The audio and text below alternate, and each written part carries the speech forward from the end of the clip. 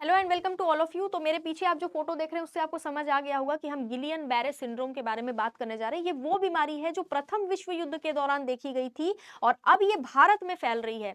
महाराष्ट्र में इसके 100 से भी ज्यादा केसेस आ चुके हैं और स्वास्थ्य विभाग के अनुसार सोलापुर में एक व्यक्ति की मौत भी हो चुकी है।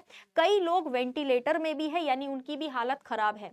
गिलियन बैरे सिंड्रोम आया कहां से, अगर मैं इसके बारे में आपको बताऊं तो प्रथम विश्व युद्ध यानी वर्ल्ड वॉर फर्स्ट के दौरान दो सैनिकों को अचानक पैरालिसिस हो गया, यानी लकवा मार गया था। तो जब उन दोनों की जांच करी गई तो फ्रेंच न्यूरोलॉजिस्ट गिलियन एंड बैरे नाम के पर्सन ने बताया, ये दोनों फ्रेंच न्यूरोलॉजिस्ट थे जिन्होंने इसकी जांच करी थी। उन्होंने फिर दुनिया के सामने रखा कि ये जो बीमारी है ये एक डिसऑर्डर है जिसमें हमारा जो इम्यून सिस्टम है वो गलती से हमारे ही नर्वस सिस्टम पर अटैक कर देता है। इम्यून सिस्टम किस लिए होता है? हमारी बॉडी को दूसरी बीमारियों से बचाने के लिए। इसीलिए हम कहते हैं कि अपना इम्यून सिस्टम स्ट्रांग रखने के लिए हमें अच्छा अच्छा खाना खाना चाहिए, ये सारी चीजें हम कहते हैं। लेकिन हमारा ही इम्यून सिस्टम जब हमारे ही नर्वस सिस्टम पर अटैक कर दे तो फिर वो सारी चीजें तो उल्टी हो जाएंगी। तो यही होता है गिलियन बैरे सिंड्रोम। और ये जो सिंड्रोम है इसका पता क्योंकि गिलियन और बैरे ने लगाया था, इस वजह से इसका नाम उन्हीं दोनों के नाम पर पड़ा है। अब ये होता क्या है तो इसको थोड़ा सा विस्तार से समझते हैं। गिलियन बैरे सिंड्रोम एक ऑटो इम्यून कंडीशन है, यानी कि ये एक ऑटो इम्यून सिस्टम होता है जो कि एक बहुत ही रेयर सिंड्रोम है। 78,000 लोगों में किसी एक व्यक्ति में आपको देखने को मिलेगा, यानी ये एक बहुत ही रेयर सिंड्रोम है। 78,000 लोगों में एक व्यक्ति को हो रहा है, मतलब आप समझ रहे हो। न्यूरोलॉजिकल डिसऑर्डर इससे होता है, मतलब हमारा इम्यून सिस्टम अपनी ही नर्वस सिस्टम पर अटैक कर देता है। इसकी वजह से हमारे हाथ पैर अचानक से कमजोर पड़ जाते हैं, साथ ही उठना बैठना भी हमारा मुश्किल हो जाता है। और इसमें सीवियर कंडीशन तब हो जाती है जब इंसान को पैरालिसिस यानी लकवा तक मार जाता है। ये सीवियर केसेस में हो जाता है ऐसा, ठीक है। इसका कोई ऐसा इलाज है नहीं अभी तक कि जिससे हम ये कह सके कि हाँ 100% ये बीमारी ठीक हो जाएगी। जीबीएस आमतौर पर मेडिकेशन कोर्स से ठीक हो जाता है। 2-3 हफ्ते में मरीज बिना सपोर्ट के चलने फिरने भी लगता है, लेकिन कई बार ऐसा होता है कि बात बहुत ज्यादा बिगड़ जाती है, मामला बिगड़ जाता है। जैसा अभी महाराष्ट्र में कुछ केसेस में देखने को मिल रहा है कि मरीज वेंटिलेटर तक पहुंच चुके हैं। एक और चीज मैं बता दूं, ये पुरुषों में ज्यादा होता है, ठीक है। पुरुषों में ज्यादा होगा, ये महिलाओं से ज्यादा पुरुषों में होता है। वैसे तो किसी को भी हो सकता है, बच्चे को, बुजुर्ग को, किसी को भी, लेकिन ज्यादातर एडल्ट पुरुषों में ये देखने को मिलता है। जीबीएस के ज्यादातर मामलों में मरीज पूरी तरीके से ठीक हो जाता है, लेकिन कुछ केसेस में शारीरिक कमजोरी बनी रहती है, ठीक है। अब यहाँ पर अगर किसी को गिलियन बैरे सिंड्रोम हो रहा है तो उसमें क्या क्या संकेत मिल सकते हैं, क्या किन किन चीजों से आप समझ सकते हो कि ये सिंड्रोम हो रहा है या लक्षण है। मसल्स में अचानक से कमजोरी होने लगेगी, जो हमारे मसल्स है बॉडी में उसमें अचानक से कमजोरी होने लगेगी। चलने फिरने में दिक्कत होने लगेगी, हमारी जो रीढ़ की हड्डी है उसमें कमजोरी होने लगेगी। चेहरे में पैरालिसिस, एक तरफ के चेहरे में पैरालिसिस जैसा आपको लग सकता है।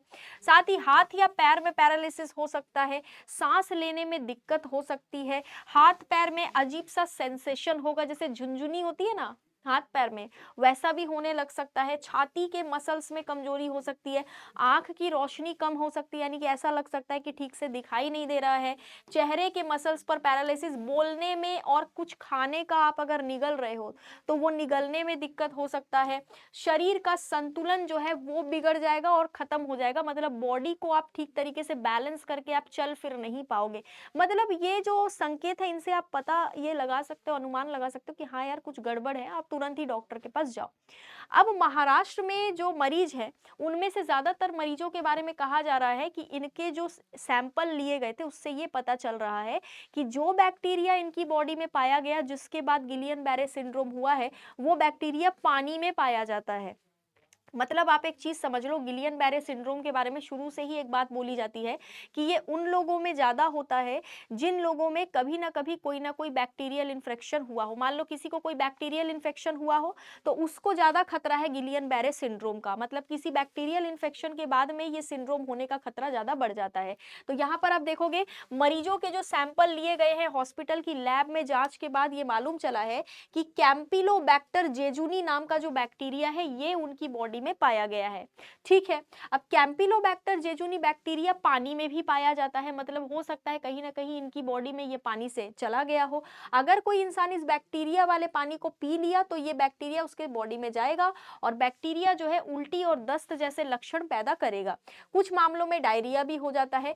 पुणे में संक्रमित मरीजों में ये मिला है, इसलिए ये कहा जा रहा है कि बैक्टीरिया जीबीएस का कारण हो सकता है, क्योंकि बैक्टीरियल इन्फेक्शन के बाद हमारी बॉडी जो है वो जीबीएस सिंड्रोम को ज़्यादा अट्रैक्ट करती है। इसके इलाज की अगर बात करें तो मैंने आपको पहले ही बताया कि कोई निर्धारित इलाज इसका है नहीं, सिर्फ लक्षण जो दिखते हैं उसके आधार पर ट्रीटमेंट होता है। कुछ मामलों में हम ये देख सकते हैं कि प्लाज्मा थेरेपी और इम्यूनोग्लोबिन थेरेपी की मदद से इस बीमारी को थोड़ा सा कंट्रोल किया जा सकता है, जब तक ये सीवियर ना हो जाए, यानी पैरालिसिस वगैरह अगर नहीं हुआ है तो इस तरीके से इसको कंट्रोल किया जा सकता है। ये संक्रामक बीमारी तो नहीं है, मतलब कि एक से दूसरे में नहीं फैलती है, इसीलिए इसके एक से दूसरे में फैलने का खतरा नहीं है। लेकिन अगर ये बैक्टीरिया के कारण हो रही है तो आने वाले दिनों में केस बढ़ सकता है, क्योंकि ये बैक्टीरिया किसी न किसी तरीके से लोगों की बॉडी में एंटर कर सकती है। बाकी चीजें बहुत सारी है, ठीक है। इससे खुद को आपको बचाना कैसे है, सबसे इंपॉर्टेंट मुद्दा अब ये है, जैसे कोरोना वायरस फैला था तो हम अपने आप को बचा रहे थे, कैसे बचा रहे थे, एक दूसरे से दूर रह रहे थे, मास्क पहन रहे थे। लेकिन ये तो ऐसा है नहीं कि कोरोना वायरस की तरह छूने से फैल जाए या सांस लेने से फैल जाए। ये तो कहा ही जा रहा है कि एक से दूसरे में ऐसे नहीं फैलता है। तो इसके लिए आप क्या बचाव रखेंगे? सबसे पहले लक्षण को पहचानेंगे, जैसे हाथ पैर में झुनझुनी होना, सुन्न हो जाना, हाथ पैर सुन्न हो जाता है ना, कभी कभी ऐसा लगता है ये हाथ पैर का ये हिस्सा काम ही नहीं कर रहा, वैसा हो जाना, मांसपेशियों की कमजोरी, इस तरीके की चीजें हो रही तो उसको आप इग्नोर मत कीजिए। संक्रमण से बचने के लिए आपको एकदम साफ सुथरा पानी पीना है। जिन इलाकों में संक्रमण फैला है वहां बिल्कुल नहीं जाना है, और वहां जा भी रहे हैं तो बिल्कुल वहां का पानी वानी, खाना वाना कुछ नहीं। हाथ धोकर खाना खाइए। बीमारी का कोई भी लक्षण दिखने पर तुरंत डॉक्टर के पास जाइए, क्योंकि अभी कुछ भी नहीं पता कि ये किस तरीके से फैल रहा है, इसका कोई निर्धारित इलाज भी नहीं है। बाकी आगे जो भी अपडेट आएगा वो भी डिस्कस करेंगे। आज के लिए इतना ही। Thank you so much.